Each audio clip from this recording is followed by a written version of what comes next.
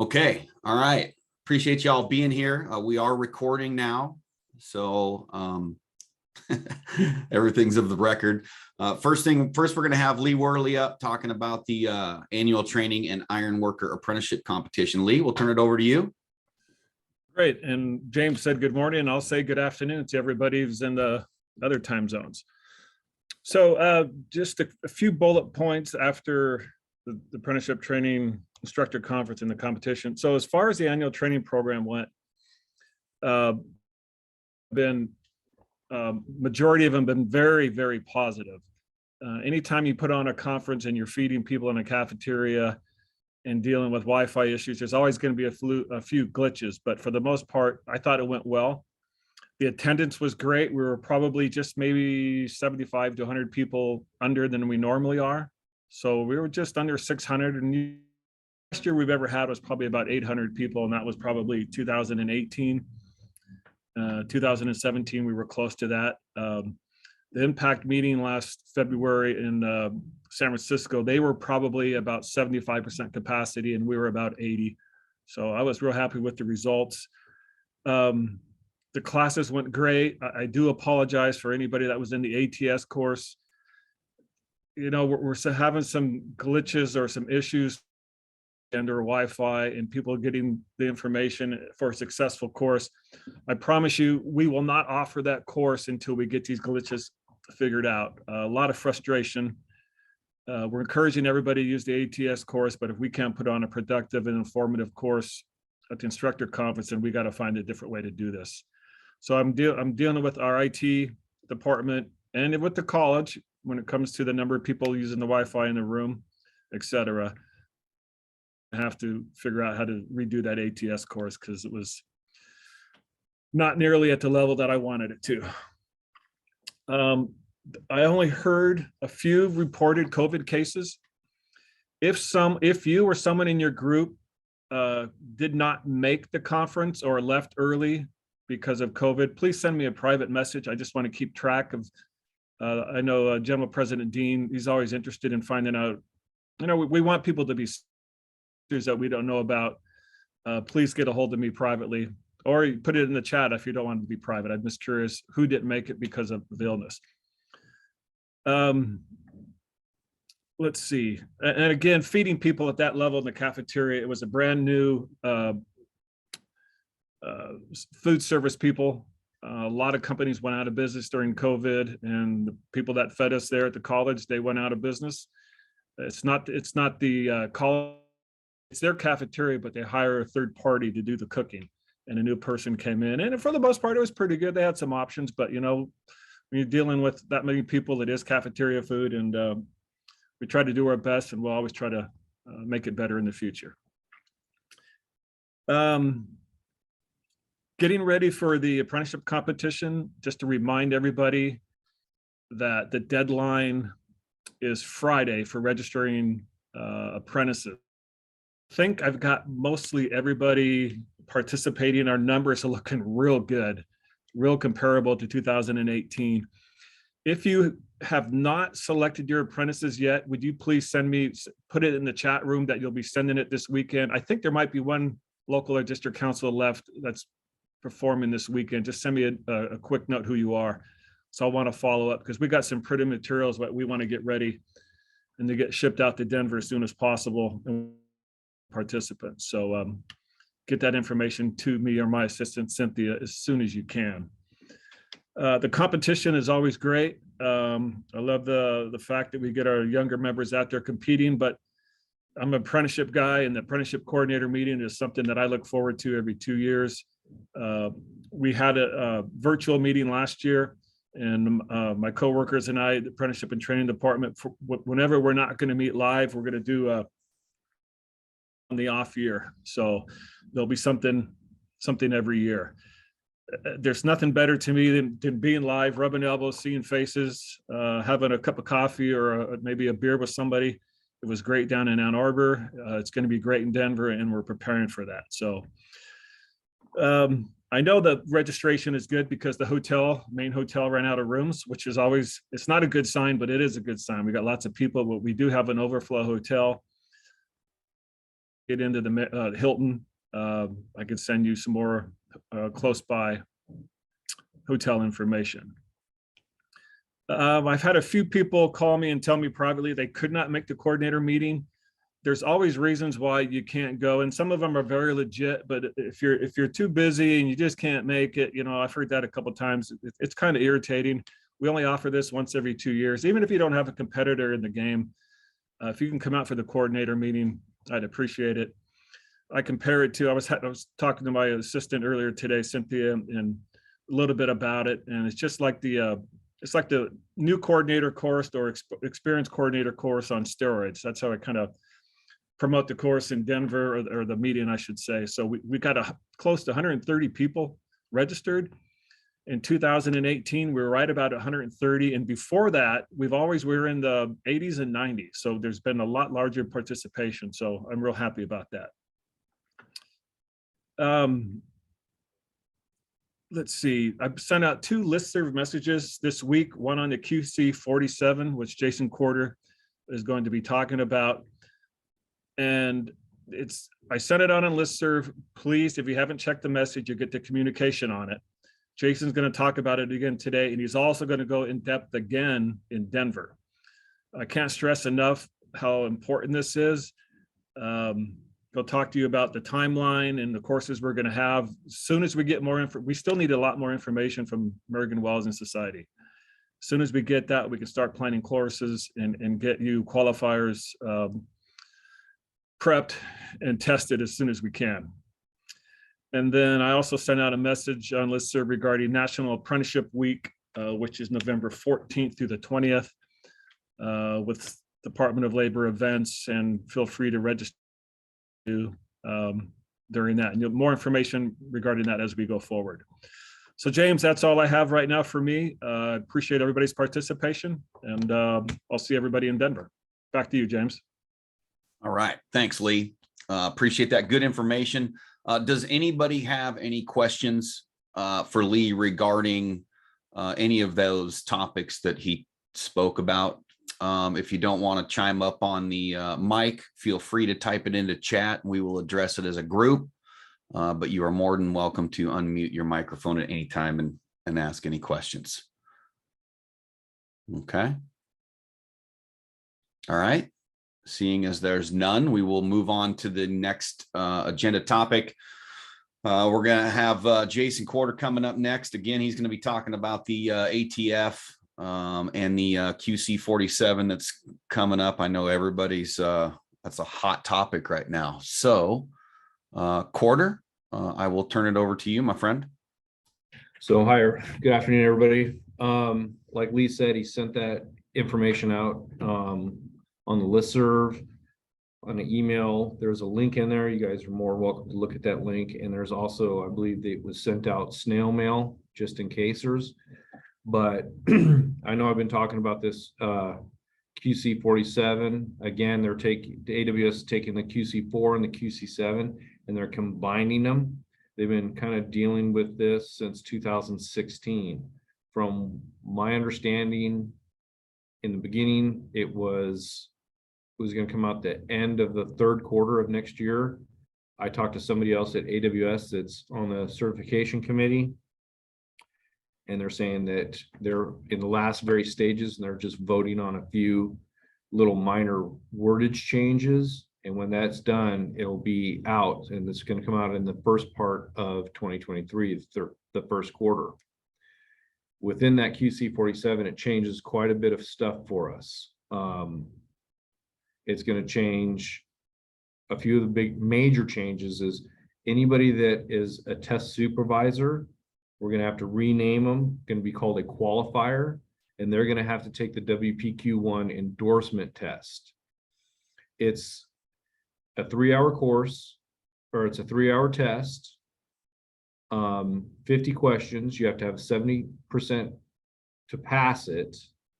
And there's three booklets that you're going to need to get them to be able to take into a Prometric site. So it's going to be a computer-based program test, just like the part A and part C now.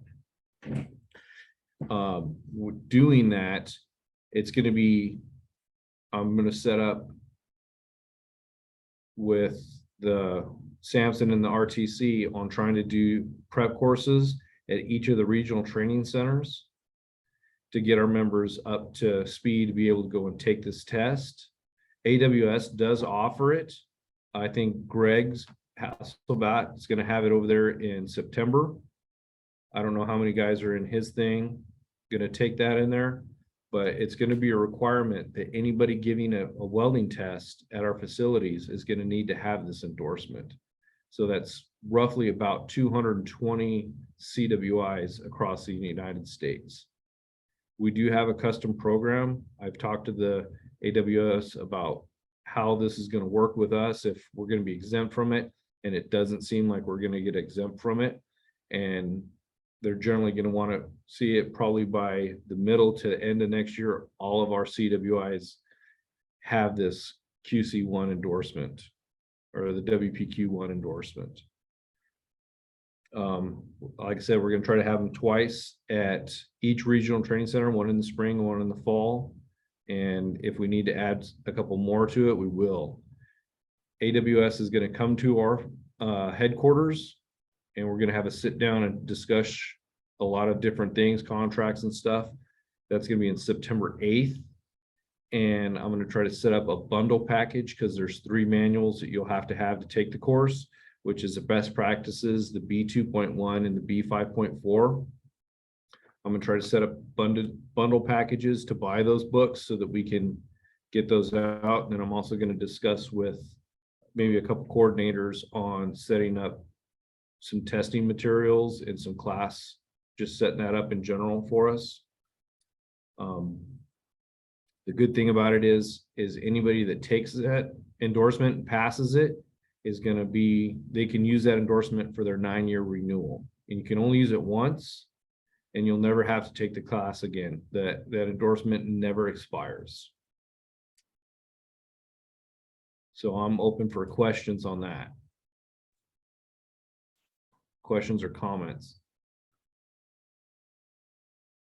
Anybody got anything for Jason Quarter? That's a big deal. That's a big deal. That's a lot of people to get put through in almost less than a year. Yeah, Jason, could you put those 3 books on the chat or something, the references you just referred to, so we could get ready for studying for that stuff? Okay, well, if you want to, I agree, you want to get on the board and get ready for that, but you guys would like, I'll put them in there, but I would suggest waiting until see if I can get a better package bundle on that, because the books are not, AWS is never cheap with them, but I want to see if we can get a little bit of a cheaper thing for everybody before the class, but I'll put them in there. So just to support Jason, we put the letter out on listserv, and I also will be sending a letter to all the JTCs in the US. This is just applying to the United States. Is that correct, Jason? Yes. Okay. So we do have some Canadian brothers and sisters on this. It won't pertain to them, but a snail mail, which I hate doing. I'm doing snail mail to all the JTCs out there. So make sure that your committees realize this was going on and they are prepared for it. Don't notify them at the last minute. This letter that comes out, please read at your JTC meetings. Thanks. Yeah. Jason, I got a question for you. Yes, sir. As best as I've read, that in the first quarter is when this book is supposed to come out. So we don't even have the QC 47 yet anyway, correct? That is correct. It is not even published out yet. Okay. Any idea, has AWS given any indication on how much time frame they're going to wait before, we're required to have it? Or are we going to just go ahead and require it for our guys within a year? Or Well, how are you going to work that? so what's going to end up happening is I asked them if we're going to be exempt or how long, and they indicated it was going to be within your first year of your first self audit. So if it comes out in January, let's say, and your first self audit is in March, you should probably have people with that endorsement testing there. You really only need to have one person have that endorsement that's going to be giving tests. Anybody that's on your paperwork that's giving tests has to have that endorsement. All right, thanks. Yeah, I'm just looking forward to, us getting the classes on the, at the regional training centers next year, so I can go ahead and take the prep course for it and get tested. Yeah, it's AWS does it in 2 days. I'm thinking about trying to drag it out to 3 days just to get a few more practices on the filling out the WPQR, because the UQC 47 has a lot of emphasis on us having to do that. It's going to make us have to rewrite a lot of our WPSs as well as redoing our QA manual. So there'll be a lot of changes that coming through.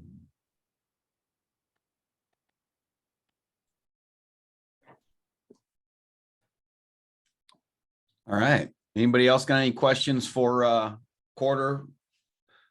Yeah, Quarter Rafter here in California. Hey, quick question in regards to the review. You said within the first year that the qualifier should have the WPQ1. Who is it going to be? The auditor or the reviewer of the ATFs that's going to be checking that, or is AWS gonna do internal audits themselves? And maybe you might get more information about that on your September meeting. I'm going to get more information on that, but I know that AWS is going to start. They were always supposed to, but because of COVID, they've been laxed on it, but they actually audit our program. They actually come to our office and audit our program to see how we're doing our ATF audits and stuff like that. I think that is going to change, and that's going to be added to their stuff. That's going to end up being added to our audits. Perfect. Thanks for the clarification. The one thing that I am working on also is within that Ironworkers apprenticeship app is putting the audits in there. So once all that stuff's available and comes out later next year, it'll be available there too. All right. Thank you, Quarter. Appreciate it. One last question, James. Sorry. Okay. Nope, go. So, Jason, at that September meeting, you're hoping to have the bundle. I'm just a little worried about a shortage of the manuals and stuff. And obviously it's a hot topic, so everybody's going to be requesting the books. So, I mean, I don't know if you're going to, when you announce it, or, I mean, is AWS sure that they're going to be able to have the printing available for everybody so that we can get ahead of it? Jason, this is Lee Rafter. This is Lee. I share the same concerns with you, and Jason Quarter and I are talking daily on this. I feel you. Just go ahead, Quarter. Yeah, I was just going to say is I don't know. That's going to be probably more of our questions and concerns when we're meeting with them. But I'm hoping to do it just like the CWI prep stuff. Is I'll order a bunch of manuals and stuff, have them on the shelf, and then when people come to these courses, we can just have all the books shipped there and go over everything while we're in class. Okay. Jason Quarter, I believe Ed Abbott had some people take the pilot test a year or two ago. Am I correct? Yep. Did we have anybody pass that? And if they did pass it, is it good going forward? Did they have to retest, or do you even have that information yet? I don't think that they're going to have to retest. It's already sitting on their AWS profile for that, so they will not have to test again. And I know 2 people that have taken it. I know Brad Gasway out of 118's taken it. Mike Peterson, San Diego's taken it. Doug from 167 Memphis has taken it. I think Chris Tobias, I think you might have taken it too. Yeah, they had it to where we could just download the books and everything else too. And so I know the B 2.1, all the training centers already have. It's just the 5.4 and the best practices. Best practice is real thin. There's not much in there at all. Yeah, but I think AWS did change the year so that we might have to get that new one. You know how they are with their money grab. Anyways, it's recorded. Never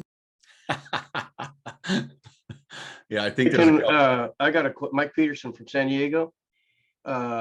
We'd like to volunteer to pilot this thing. Get it kicked off and work out some bugs. Well, California. Kind of in the plan there, Mike. That's why I Okay. asked you to call me after this. Right on. That means paying the bill too, Mike. I already asked Jason to order some books. Easy, I was worried easy. about the same thing. Get those books before everybody else does, because we're not the only ATFs around. There's colleges that have them. There's a bunch of them. And again, guys and ladies, that's why I want you to keep your JTC informed. Now, not first quarter of next year. Get this out to them as soon as you get this message. Check your list of message, or it will be out probably more like next week through snail mail. You got to keep them informed what's going on. It is going to be an added cost both for manuals and for travel and testing fees. Yeah, I believe the testing is $450.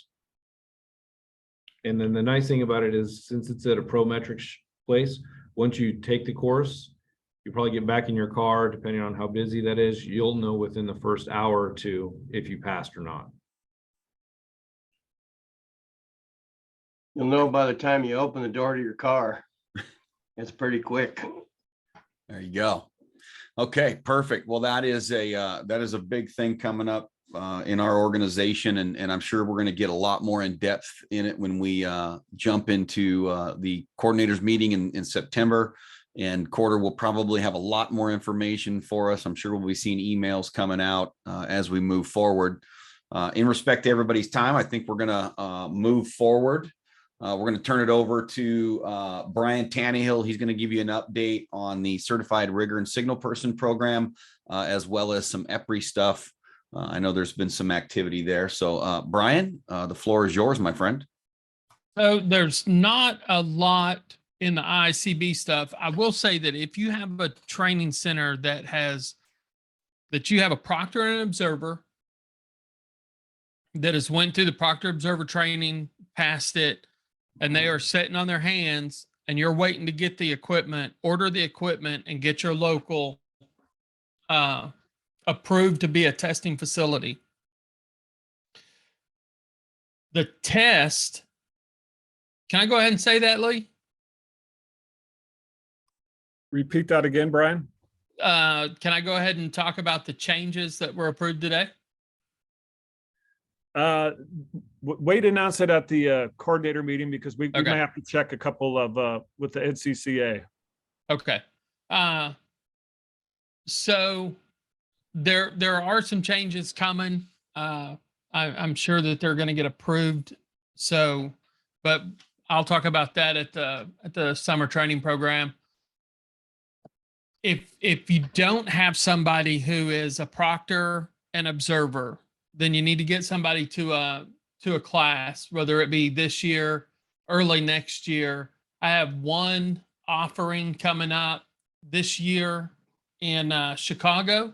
Right now I have 5 participants. That class is scheduled to be October the 31st through November the 4th.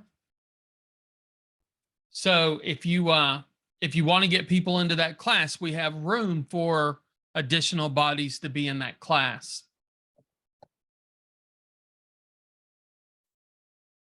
When we schedule classes for the Regional Training Center, for this class in particular, we want to have a minimum of 6 participants per the class. And we're trying to hold it to a maximum of 8, sometimes 10, depending. But we cannot get our certification out there in the field if we don't have members in the field holding the certification. So everybody says, hey, nobody's asking for it. And nobody's asking for it because we don't have enough people that have it. If they were asking for it, we'd be under the gun to get the certification to our members. It's not an easy exam to pass. I was talking to the board today, and we was looking at the pass-fail rate, and the pass-fail rate's real. I mean, we see it time and time again. It hovers at the 60% mark. So 6 out of 10 of your guys are going to pass the exam. If you put 100 people in a room somewhere and tested them, you're probably not going to have 60 people that pass it. You know, that's That's 60% over everybody that we've had with all different levels of experience. So to say that one local has 60 members that would have the requisite experience and knowledge to pass the exam, I don't know. So do the training, make sure guys are studying, they're coming in prepared. That's the easiest way to pass the exam. It is not impassable, right? You can pass the exam. A lot of people have passed it. I think what we found for the most part is people that are not passing the exam are coming in, they're not studying for the exam. They're coming in with very little knowledge. They have the requisite work experience, but it's not in the field of rigging, or they haven't had a wide variety of rigging experiences in their career. They've been mainly just beams and columns and stuff like that, right? Structural members. Having those industrial rigging experience pieces allows for more knowledge that gives you a greater opportunity to pass the exam. Now, moving from the IICB into the EPRI, if you have a electrical power facility in your area, whether it be a nuclear facility or just a substation type facility, then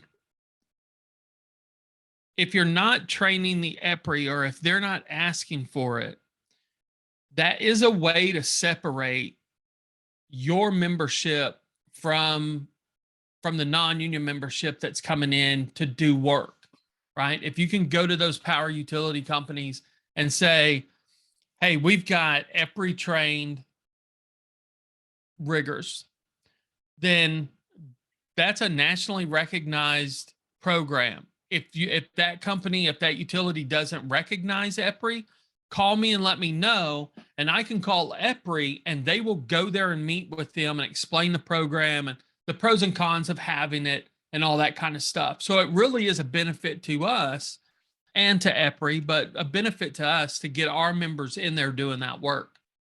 Now, I have right now, I got 19 locals that are accredited to give the EPRI test. If you're an approved accredited facility to give the EPRI exam and you're not giving that exam at least a couple of times a year, you should really start. Guys don't have to be hired by a utility company or a contractor that even does utility work to hold the exam, to hold the certification. So if you have the ability to give that test, then schedule some dates throughout the year so that you can give that exam to your membership. And that way, if we do have contractors that come into the area from outside and they go to the role and they start looking at the books to see, who's got certifications that they can use, that EPRI certification is going to come up time after time.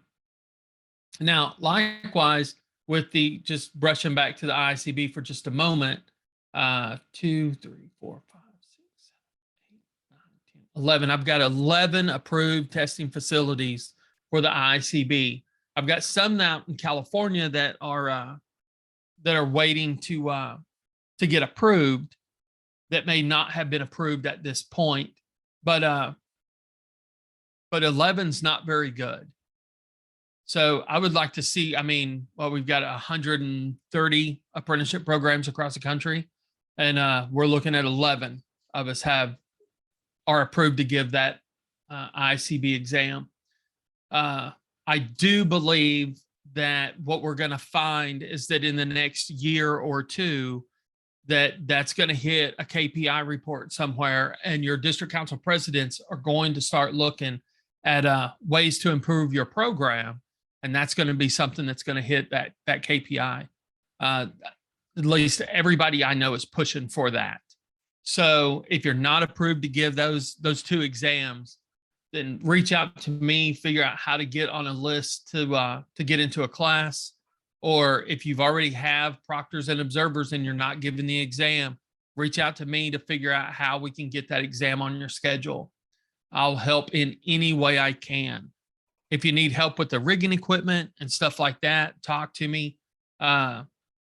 You can always go to your regional RABs for monies from Impact to purchase rigging equipment or purchase the rigging kit for the exams and purchase the mock load and the structure for the exam. And that mock load and structure, well, the mock load not, but the structure, it's small. It's 6 foot by 10 foot or something like that.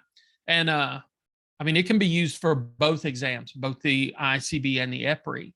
And then the mock load would change a little bit based on which one you're taking. But you can use the same rigging equipment for both. So if you have any questions, reach out to me.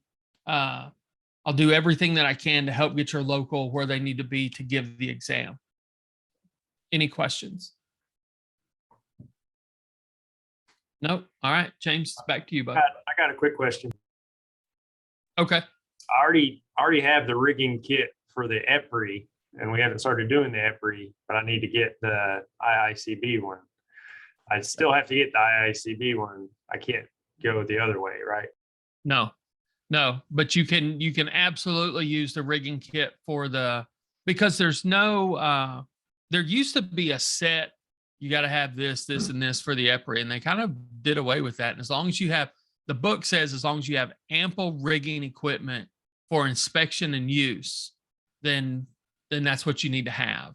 They don't tell you exactly verbatim a list of things that you have to have, like we do with the IICB rigging.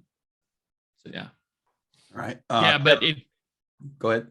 But I do have I've got a list that you can get on request, that tells you exactly what that kit is going to cost. And we're selling those kits now from headquarters.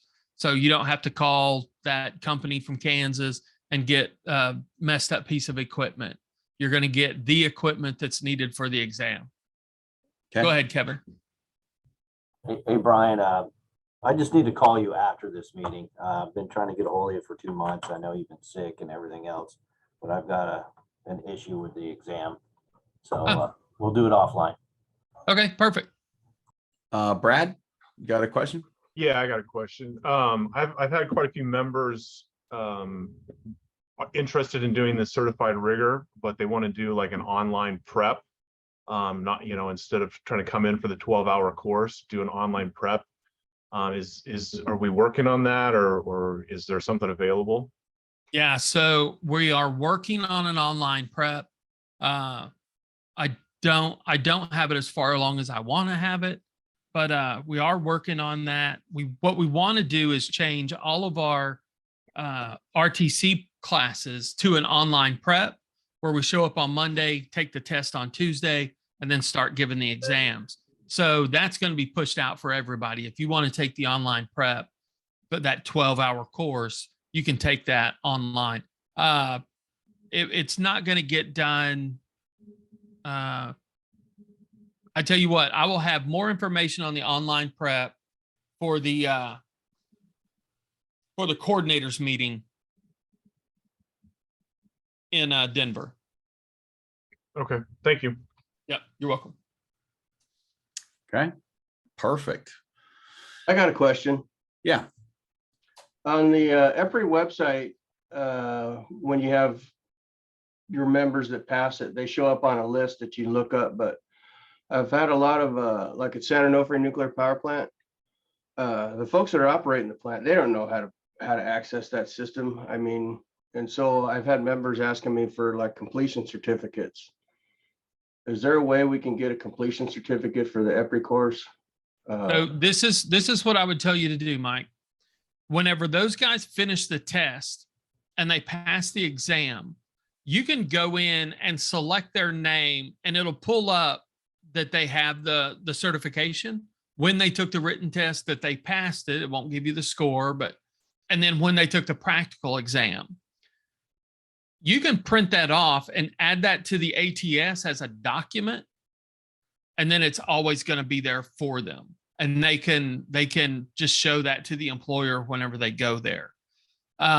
If you'll send me an email with the name of the utility that doesn't know how to use the EPRI site, I will send that to Patty Wade at EPRI and have them reach out to them to make sure that the people that are hiring for these jobs or letting people in the facility to do the work know how to look up EPRI documentation on the EPRI site. I mean, it's pretty easy, but I can see how some people wouldn't know it. They didn't work with it every day. Right on. Okay, perfect. All right, so we got about 20 minutes left. A couple more things to discuss. If you've got any questions about the IICB or the EPRI, reach out to Brian Tannehill. I'm sure you all have his email and contact information. Let's see, I believe next on the agenda. Okay, I'm up. All right, so I'm going to give everybody a quick rundown, just kind of you know, what's going on in the grant world, the grant sphere, if you will. As you know, we did the first grant fundamentals course in Michigan this year. We had a phenomenal turnout. I probably had 15 people come up to me during that week of training that said, hey, we tried to get in your class and it was full. We couldn't get in there. And, you know, hopefully we can get in there next year. And so we might look at increasing those numbers a little bit, but we did have 18 individuals in the class for the week. It was a great class. I think it was good for a pilot. I'm looking forward to getting the feedback from all of the individuals who took the course so that we can adjust it and make it better for next year.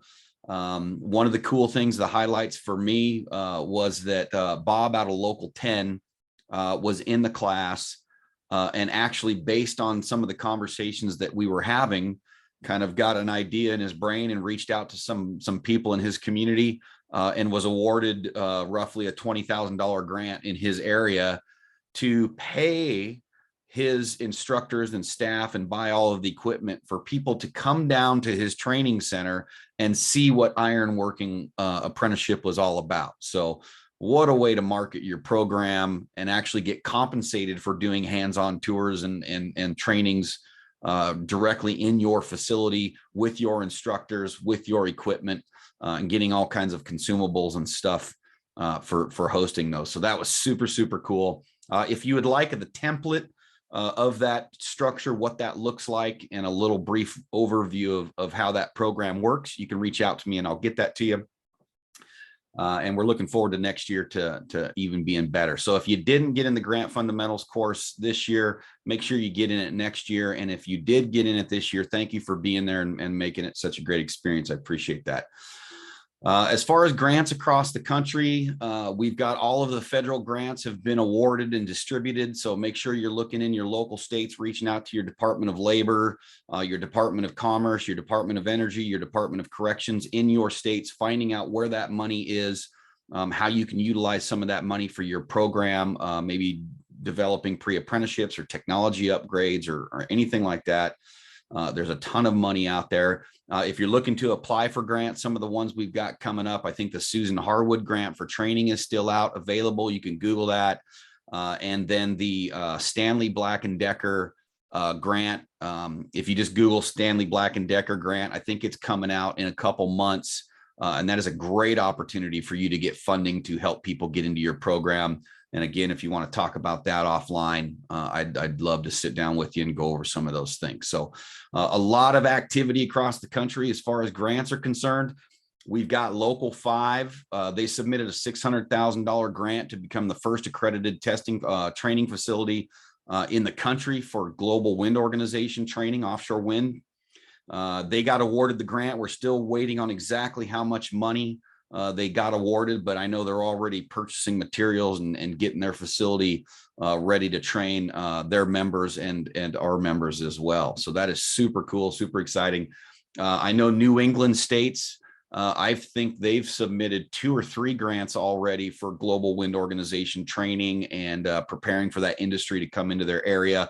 And I think they're upwards of almost $1 million being awarded in over the last year, just to supplement the cost that you know, training the members and preparing their membership for this industry is going to cost. So that is just mind blowing, over almost $1 million in a year. So that's absolutely phenomenal. And if you'd like to know more specifics about that, again, you can reach out to me. I've been working with California and vicinity, Jason Rafter, Mike Peterson, and all of their coordinators down there. They just got a $45,000 grant for all new auto levels, tripods, training materials. They're also exploring grants ranging all the way from solar energy to pre-apprenticeship programs. Local 75 looking at grants to assist justice impacted individuals re-entering the workforce, developing pre-apprenticeship programs. So there's all kinds of information about that. If you'd like, I've been working with Washington State Pacific Northwest District Council, Local 14, 29, and 86, all working on submitting roughly a $500,000 grant for putting new Wi-Fi in their buildings, technology upgrades, supportive services, equipment, helping apprentices with the cost of tools and work boots and hard hats and all of this crazy stuff. So there's a ton of money coming into our states to be utilized and capitalized on. So if you want any information, let me know. Also, one thing that I found out with doing the Grant Fundamentals course is that I really didn't have a great understanding of how the Canadian grant structure works. So I reached out to Lindsay Maskell. She handles all of the Ironworker grant funding in Canada. And I'm working with her to really get my mind around how the Canadian grant structure works and how we can better assist those programs up there capitalizing and utilizing grant funding. So we don't have a ton of time. So if you have questions on that, you can put them in the chat or hit me up afterwards and we will get into that. We've got about 10 minutes left. I want to get everybody out of here on the hour. So I'm going to turn it over to Michael Sampson, and he's going to give us an update on the global wind organization industry, how we're looking at training, things that are happening, things that we need to be looking out for. Maybe this EPRI ties hand in hand with this industry coming around. And I will let you take it over, Sampson, to close it out. Okay, thanks, James. I'll be kind of quick. We're moving forward with the first accreditation, hoping to get the audit in December, January. That'll be the first one. And what we're hoping from there is we get the template, kind of how the playbook works, and then we can add to it. Our initial ones is a nationwide, so and to include up into Canada. So hopefully we get the playbook and we can start adding areas on. So as James said, if you're along one of the coasts, might be another area where you could look at grants for green energy and that kind of stuff for grants. Don't be afraid to look for that. Instructor training, I will say we're starting to do some instructor training. That's part of our accreditation, and it will take about 4 weeks to get a trainer trained for GWO. And we don't want to get your trainers trained too early, because once they get trained, they have 1 year to start teaching. They have to teach 2 courses a year to maintain their trainer status. And if they don't meet that within the year, then they lose it. So then we're not reaching out. We don't want to get too far ahead with the training until we start getting the other facilities up and running. But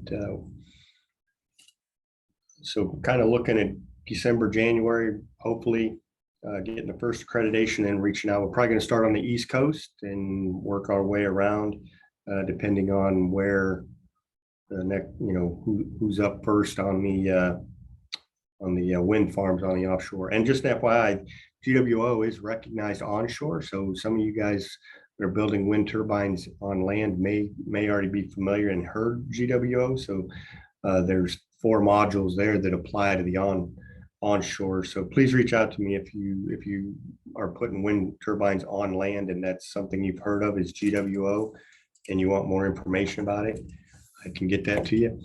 And kind of a real quick comment here. This is kind of shifting gears off the GWO, but going on to the OSHA training that we're doing at the regional training centers.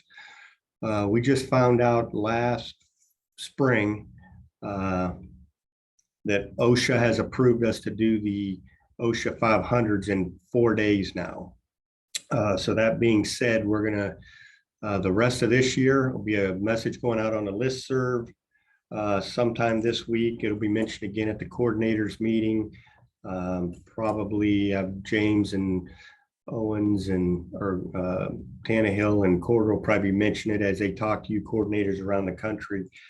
Just an FYI that the ones we have coming up in Chicago, Benicia, and DC at Local 5, we're going to start those on Tuesday now. And then the Regional Training Center coming out next year, it will be adjusted. So the OSHA 500s will be 4 days now. They'll start on Tuesday. So hopefully your people can travel on Monday. We finish up on Friday. They can travel out on a Friday afternoon, and nobody have to be doing any travel on weekends is what we're hoping for. So just FYI, heads up on that is the OSHA 500s are going to be 4 days now. So any question or comments on GWO or OSHA or Regional Training Center?